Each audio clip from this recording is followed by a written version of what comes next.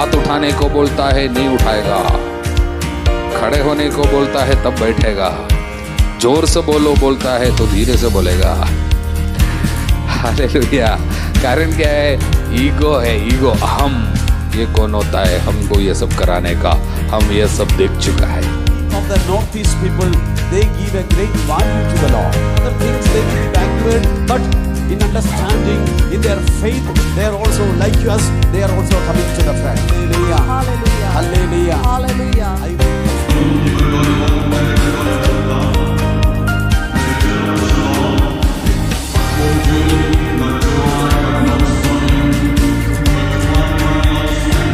Pakistan miet kadap le kaching sukmen ke bakrau pandan lang bati kani kasni